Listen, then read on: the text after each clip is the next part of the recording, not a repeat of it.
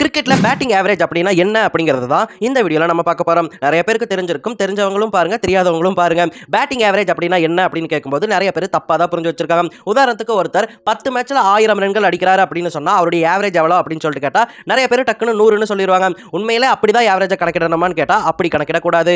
உண்மையிலே batting average அப்படின்னா என்ன அப்படின்னு சொல்லி கேட்டீங்கன்னா ஒருத்தர் தன்னுடைய விக்கெட்டை இழக்கிற வரைக்கும் எவ்வளவு ரன்கள் அடிக்கிறாரு அப்படிங்கிறத சராசரியா பார்க்கக்கூடியதான் பேட்டிங் ஆவரேஜ்னு சொல்லுவாங்க.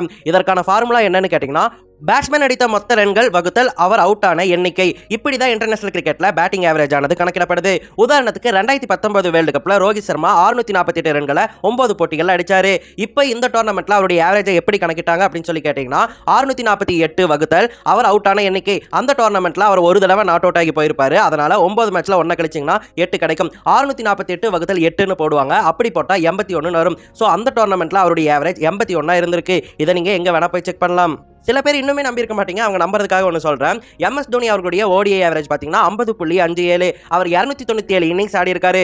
ஸோ இங்கே நீங்கள் மேட்ச்க்கு அவர் 50 ரன் அடிக்கிறாரு அப்படின்னு சொல்லிட்டு வச்சுக்கிட்டீங்கன்னா அவர் 14,850 ரன் அடிச்சிருந்திருப்பாரு. ஆனால் உண்மையிலேயே அவர் 10,773 ODI ரன்கள் தான் அடிச்சிருந்திருக்காரு. ஸோ இது மூலமாகவே உங்களுக்கு தெரிஞ்சிருக்கும் இன்டர்நேஷனல் அளவில் பேட்டிங் ஆவரேஜ் ஆனது நீங்கள் பார்த்துட்டு இருக்க இந்த ஃபார்முலா படி தான் கணக்கிடப்படுதுன்னு சொல்லிட்டு.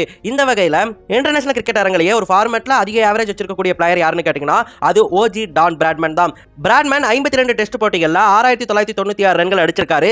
அவருடைய ஆவரேஜ் 99.94, 100 கிட்ட ஆவரேஜ் வச்சிருக்காரு. இந்த ஒரு சாதனையை இப்ப வரைக்கும் யாரும் முறியடிக்கல.